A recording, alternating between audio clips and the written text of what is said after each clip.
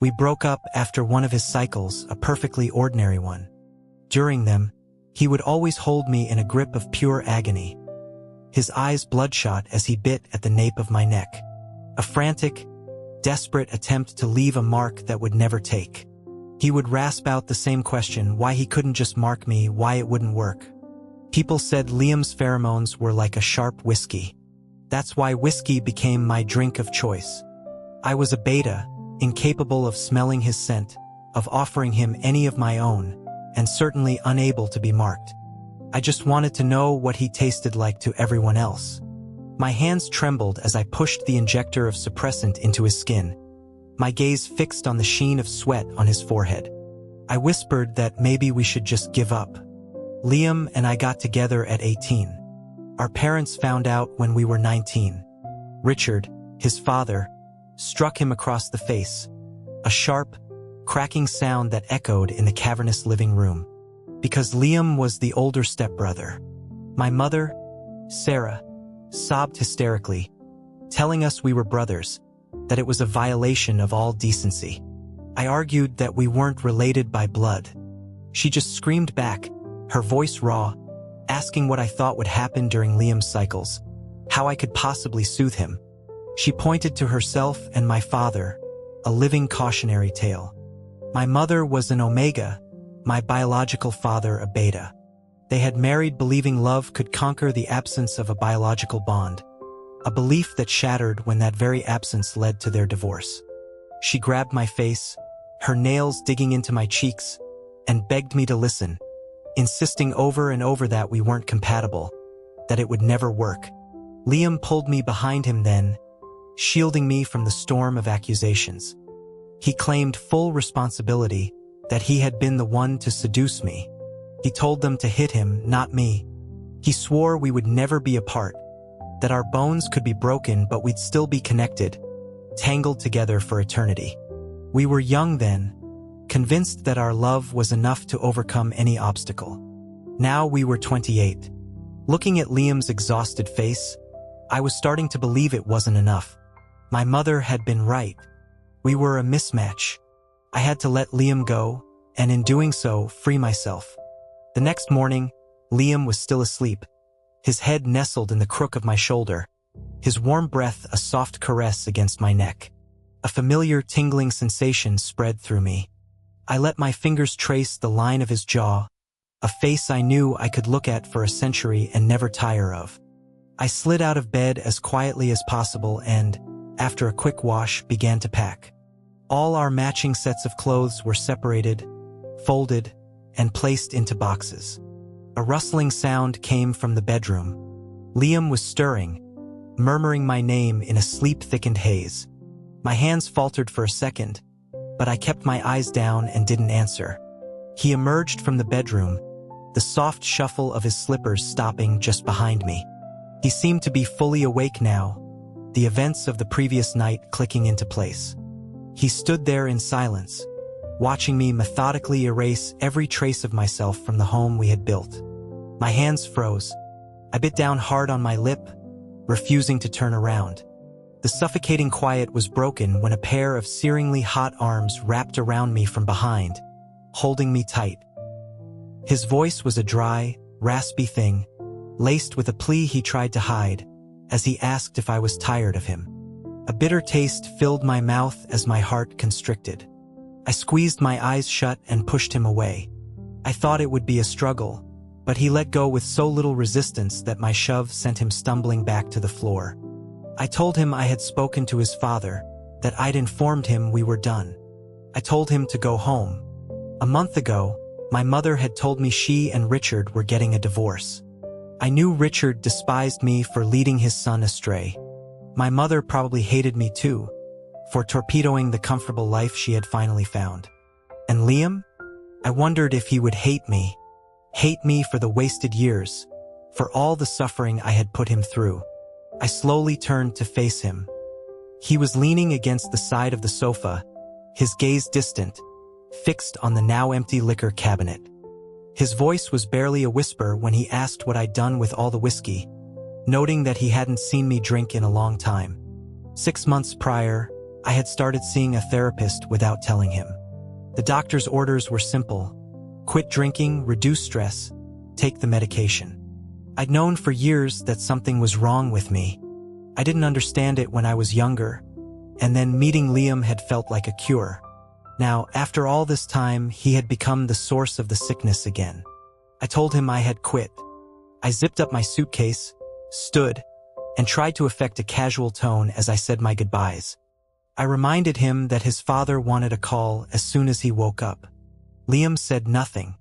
My hand was on the doorknob when his voice came from behind me, stopping me cold. He said that as long as I hadn't left, he could pretend none of this had happened. My hand clenched the cold metal, a lump forming in my throat that made it impossible to speak. A moment later, my grip loosened, and I pushed the door open. His voice, now shredded and raw, called my name. He warned me that if I walked through that door, we would be done. Not just as lovers, but as friends, as brothers. We would be strangers. I gave a silent nod and walked out without looking back, the rolling wheels of my suitcase the only sound in the hallway. I showed up on my biological father's doorstep. A mess. My dad, a beta who never remarried after my mom left, still ran the diner they had opened together, living a quiet life rooted in the past. He saw his grown son standing there, and without a single question, he just asked if I had eaten, as if I were a kid just getting home from school. It was such a simple, ordinary thing, but it broke me. I collapsed right there in the doorway, a 6-foot man clutching his luggage and sobbing uncontrollably. Thinking back on it now is humiliating. I spent the next few days with him, losing myself in the rhythm of running the diner, working until I was too exhausted to think about Liam. That lasted until a phone call a month later. It was my mother, her voice hesitant and careful. She informed me that it was Richard's birthday in a few days and he wanted me to come for dinner. After Liam and I broke up, they had reconciled. She had even sounded relieved when she learned I was the one who ended it, pleased that I had finally grown up. I told her to pass on my birthday wishes but explained that I was too busy with work to make it. Her tone became more urgent. She asked if I knew that Liam was getting engaged. She said Richard was worried we hadn't made a clean break and wanted to see for himself that it was truly over. She pleaded with me to come, to put a final seal on things. She promised she would never bother me with their family drama again. A buzzing filled my ears, drowning out the rest of her words. Liam was getting engaged. This was good. It was what I had pictured for him. He would find a better, more suitable Omega, someone who could see him through his cycles without pain. They would have a wonderful life. This was a good thing. I tried to agree, but my lungs wouldn't work. Couldn't breathe. My mother was still on the line, pressing me for an answer. I managed to force out an okay through ragged breaths. Satisfied, she hung up. I dropped the phone, stumbled back to my room, and crawled under the covers, surrendering to a darkness filled with nightmares. It wasn't until the gray light of dawn filled the room that I remembered I had forgotten to take my medication. It had been 9 years since I'd last sat in the living room of Richard's house. The two people who had once glared at me with such fury now made stilted, awkward conversation. The man who had once stood in front of me as a shield was nowhere to be seen. I heard he was picking up his fiancée, an Omega he'd known since childhood. A perfect match from a family of equal standing who had just returned from years of studying abroad. A young man in his early 20s, wearing a discreet black collar, walked in, smiling as he greeted Richard. I sized him up from head to toe. He couldn't have been more than 21 or 22, with a bright, handsome face and an air of refined confidence. He was the complete opposite of me, a gloomy, approaching 30 beta. Liam followed a few steps behind him. In just over a month, he looked as if he'd lost a significant amount of weight, his face paler than I'd ever seen it. The moment he entered the room, his eyes, sharp as a hawk's, found mine. I was caught in his intense stare, my gaze flinching away as if burned, only to meet Richard's scrutinizing eyes. I felt a chill run down my spine and quickly turned away, unable to look at anyone.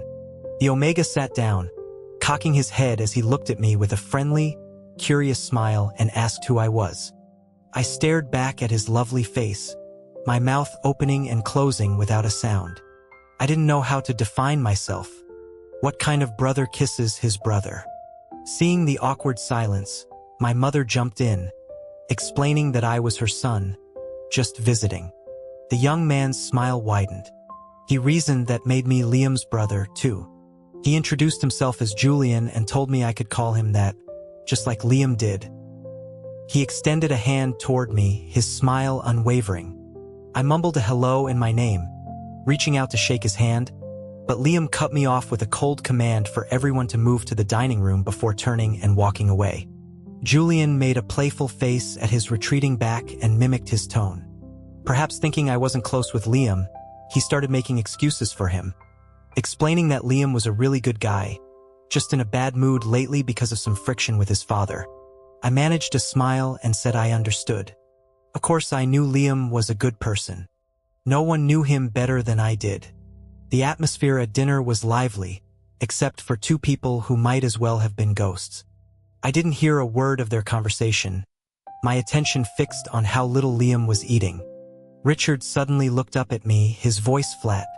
He said he expected me to be at Liam and Julian's engagement party. I asked when it was. He replied that a date hadn't been set, but it would be in the next few months. I nodded mechanically, saying that I was busy lately and probably wouldn't have time. I raised my wine glass, refusing to meet Liam's eyes. I addressed him as brother, my throat constricting, then turned my glass towards Julian. I offered them an early congratulations on their marriage.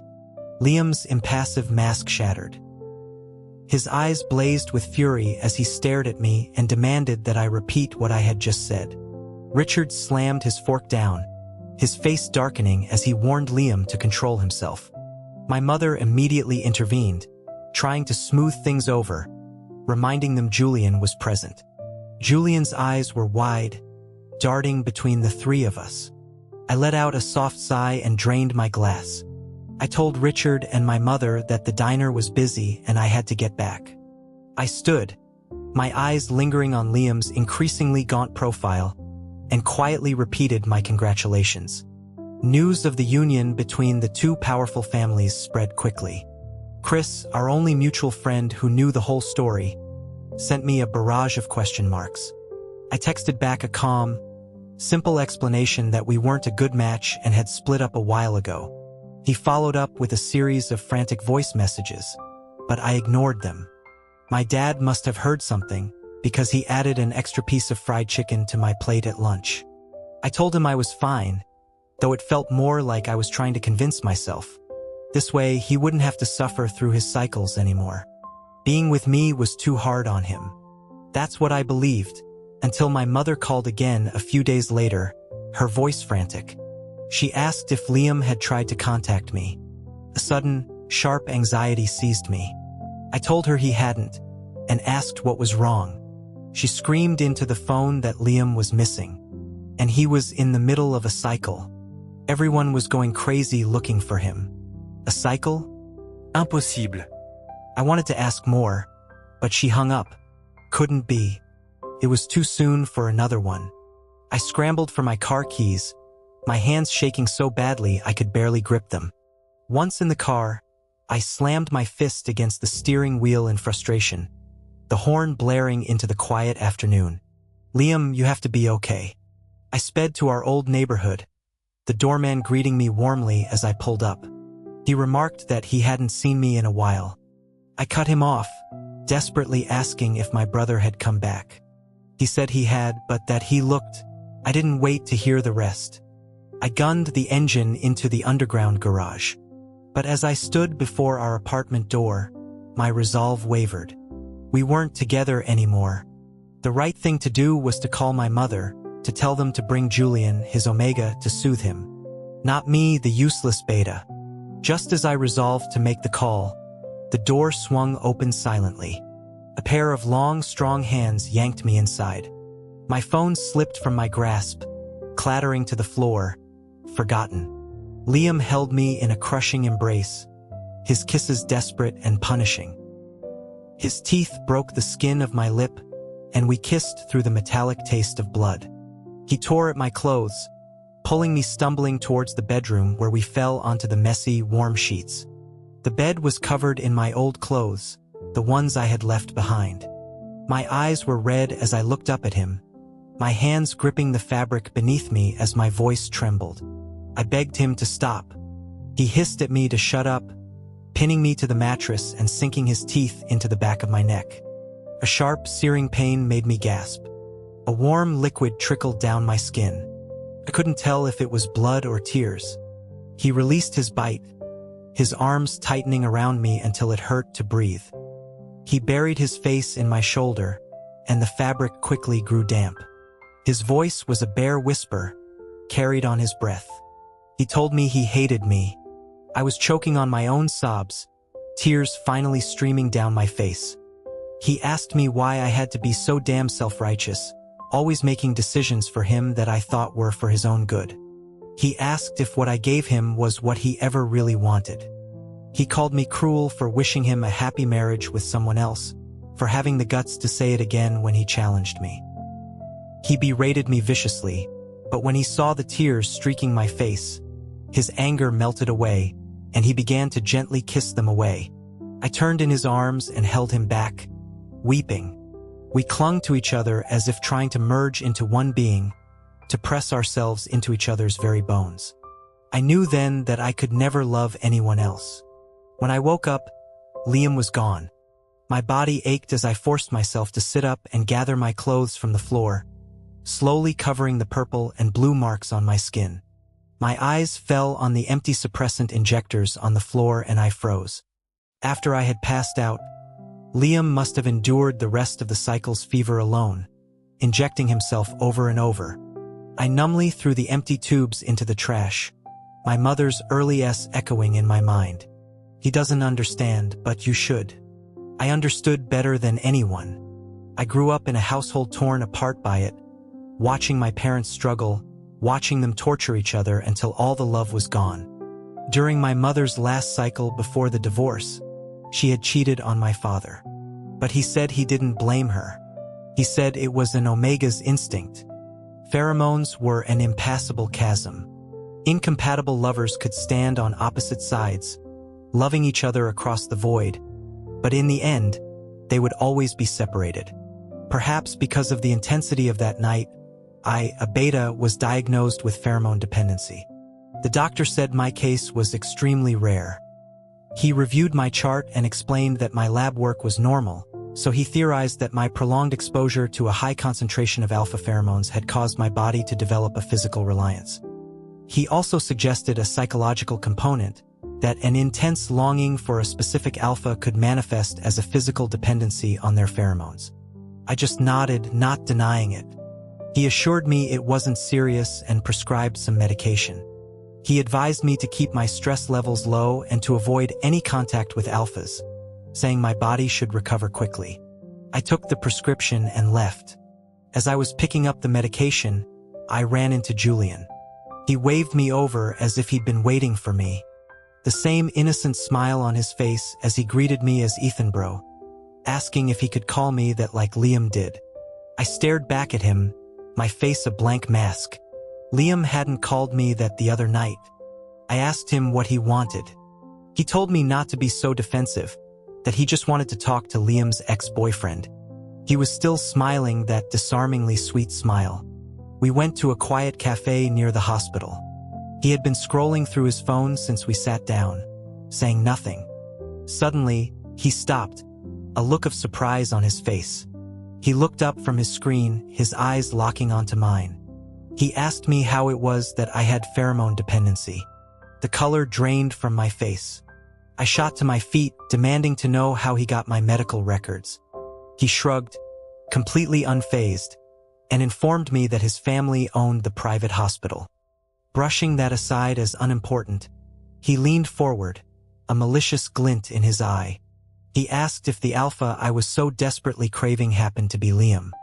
It was the first time I had seen this side of him, and I realized this was probably the real Julian. No child raised in that kind of wealthy, powerful family could be so genuinely naive. I asked him what it had to do with him.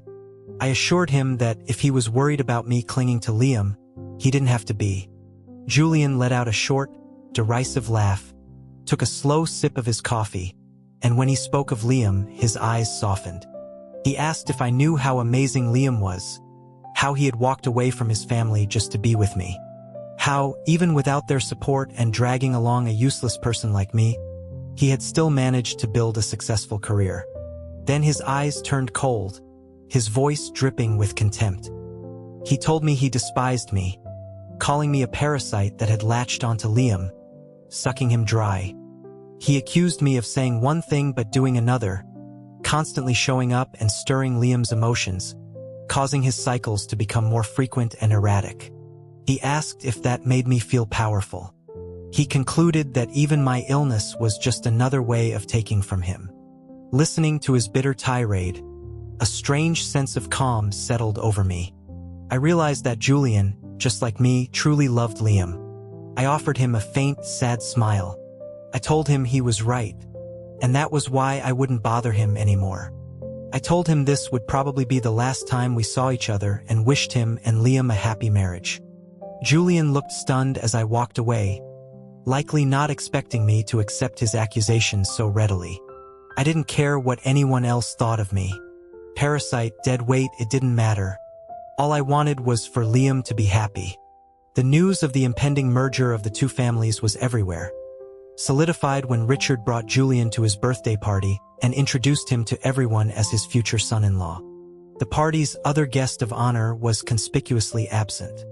Chris begged me to go to the engagement party and crash it, shouting that our ship couldn't sink like this. I just smiled and said nothing.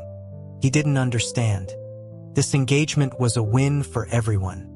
Richard secured a business alliance that would expand his empire. My mother atoned for her past and solidified her position as Mrs. Hayworth. Julian got to marry the man he loved, and Liam would be freed from the torment of his cycles, able to live a normal alpha life. But I went anyway. I missed him too much. A familiar voice called my name, sending a jolt through my heart. I turned. The man I'd been longing for stood a short distance away, dressed in a white tuxedo. We stared at each other for a long moment that might have been only a second. His eyes met mine, and though no sound was made, I heard him clearly. "Run away with me." I was in a daze, moving toward him as if pulled by an invisible string. Just as we were about to reach each other, Julian appeared, stepping between us and glaring at me with undisguised hostility. And so I stepped back. Julian told Liam that the ceremony was about to begin. He reached for Liam's arm, but Liam flinched away, staggering back a step, his face tight with pain as he bit out a not to touch him. Julian, standing beside him, suddenly let out a muffled groan and stumbled back, a flush rising on his cheeks. My eyes widened. The blood in my veins turned to ice. Liam was going into another cycle, and Julian was being pulled into heat by proximity. The engagement party was abruptly canceled. Liam locked himself in the study, refusing to let anyone in. This cycle was hitting him harder than any before. Julian, now dosed with his own suppressants, approached me holding a key. He told me that the suppressants weren't working on Liam anymore. I stared at him, my mind reeling in disbelief. I asked how that was possible, how Liam was supposed to get through it. He explained that years of overuse had made Liam's body resistant. He walked slowly toward the study, stopping at the door and inserting the key. It was only then that I noticed the collar was gone from his neck. He looked back at me, his voice flat. He said that Liam and I were always going to end like this. He told me that he was what Liam needed. The lock clicked. Julian pushed the door open and stepped inside. The door swung slowly shut, sealing the impending intimacy within.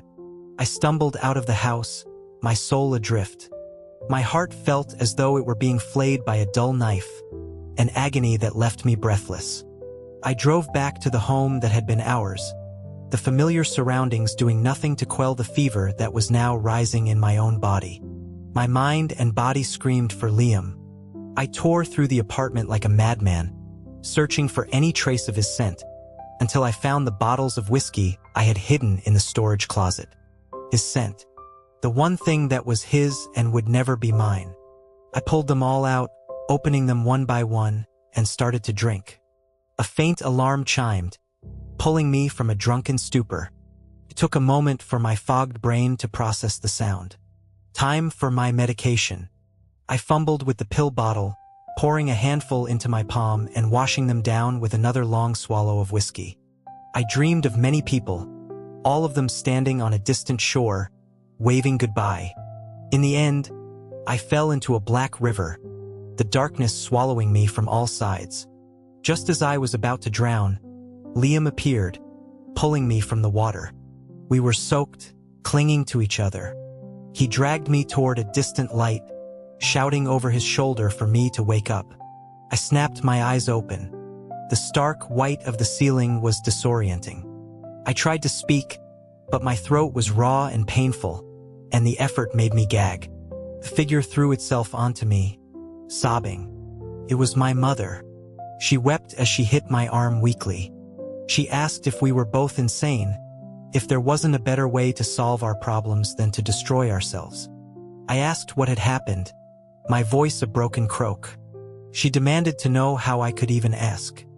She said if it hadn't been for what happened to Liam, if she hadn't come running to find me, I'd be in the morgue right now. Liam? Something happened to Liam? My mind went blank.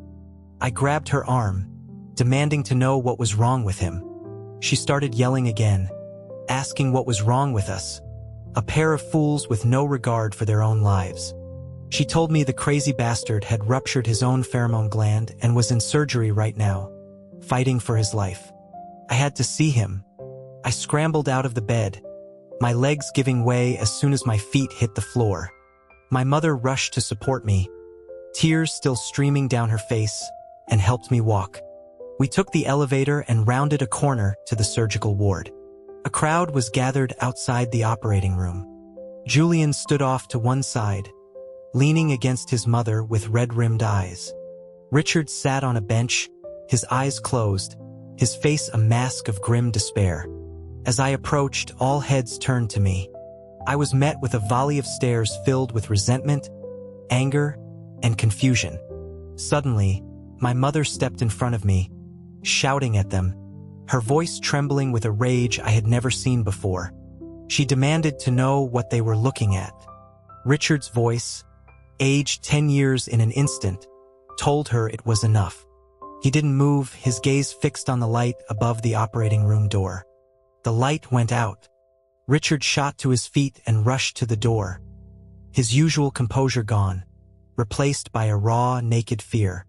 He asked the emerging surgeon about his son. The doctor removed his mask, his expression unreadable. He reported that the gland had been too severely damaged and had to be removed, but that his life was no longer in danger.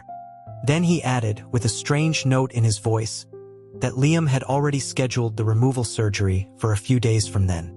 So while the circumstances were unexpected, the operation was, in a way, a success. Richard froze. Through the glass window of the door, he looked at his unconscious son. The proud, straight posture he always maintained seemed to collapse. After a long silence, he sighed. He told them to forget it. Liam was moved into my hospital room. The anesthesia hadn't worn off yet, and he lay quietly, like a sleeping prince from a fairy tale. I slowly made my way to his bed, climbed in beside him, and just watched him for a long time. Finally, I leaned down and kissed him. When I pulled back, his eyes were open. I told him he really was a sleeping prince, then leaned in and kissed him again. His voice was tired as he asked what I was talking about. He reached up and touched my face, his fingers tracing my cheek. He asked why my voice was so hoarse and commented on my stubble. His gaze drifted down to my hospital gown and lingered there for a few seconds before he asked what had happened. I rubbed my nose sheepishly. In my disoriented state upon waking, I hadn't pieced it together, but now, remembering my mother's reaction, I realized they must have thought I had tried to kill myself. I mumbled something about accidentally mixing my pills with alcohol instead of water, assuring him I was fine now. Seeing his blank expression, I felt my confidence waver. I quickly turned the tables, asking him what he had been thinking, playing with his life like that. I asked him what I would have done if my attempt to change the subject backfired as real emotion took over, my eyes welling with tears. Liam's stern face softened immediately. He pulled me into a gentle hug, murmuring that he was fine. And besides, he said, without me, he was the one who was truly going crazy. Looking at his exhausted face, I finally let the tears fall. I moved back in. The things I had so carefully packed away were returned to their rightful places. Liam stood leaning against the doorframe, watching me with his arms crossed, his tone laced with mock grievance. He pointed out how eagerly I had packed my things and how I hadn't even looked back when I left. I rolled my eyes and retorted that he was being overly dramatic, that it had been incredibly difficult for me. He hummed a non-committal tune and wrapped his arms around me from behind. He confessed that for a while, he had really believed I didn't want him anymore. I quickly covered his hands with mine, my voice urgent as I told him that was impossible, that I could never not want him. If it wouldn't kill me, I would have torn my own heart out to show him how much I loved him. Liam was quiet behind me. Thinking the moment had passed, I went back to unpacking, dragging him along like a giant teddy bear. After everything was put away, he spoke. So, he said, now you can tell me what kind of medication you're taking. My body went rigid. I had planned to tell him about the therapy, but I hadn't found the right moment. I went to my bag and pulled out my medical file, handing it to him along with a stack of reports. I watched anxiously as he read through them, his brow furrowed in concentration. He even pulled out his phone to look up some of the medical terms. I went to him and leaned against him, trying to be cute, because no one wants their partner to see the ugliest, most broken parts of themselves. He closed the file and sat in silence for a long time. Finally, he said only one thing. So that's why you hadn't had a drink in over half a year. I froze, then managed a small, quiet yes. Liam abruptly stood and walked to the window, lighting a cigarette with a flick of his wrist. The cherry burned brightly, and he took another from the pack before the first was even finished. Panicked. He only ever smoked like that when he was deeply distressed. I rushed over to him, apologizing, promising that from now on I would tell him everything, begging him not to be angry. I took his hand and was shocked by how cold it was. It was early summer. The breeze coming through the open window was warm. His hand shouldn't have been this cold. Fear gripped me. I asked if his neck was hurting. His voice was raspy from the smoke as he told me he was fine. He said he was just thinking that maybe he hadn't been good enough to me. He said he couldn't believe he hadn't noticed. There were so many signs, so many things that were wrong, and yet he had missed all of them. He confessed he had even started to doubt me, wondering if I had gotten bored, or if I had found someone else. He blamed himself, saying it was his fault for not paying attention. The cigarette between his fingers trembled. I gently took it from him and stubbed it out, then leaned in and kissed his cheek. I told him he was the best person to me in the entire world. I told him I would never blame him. He wiped a hand over his face and gave a self-deprecating laugh, remarking on how pathetic it was that his younger brother had to be the one to comfort him. I kissed his other cheek. I told him I was willing. I would comfort him for the rest of his life. That day, I dragged Liam to a tattoo parlor. We each had a black ink ring tattooed on our middle fingers, our names embedded in the design. Normally, the tattoos would be hidden beneath our actual wedding bands, invisible to the world.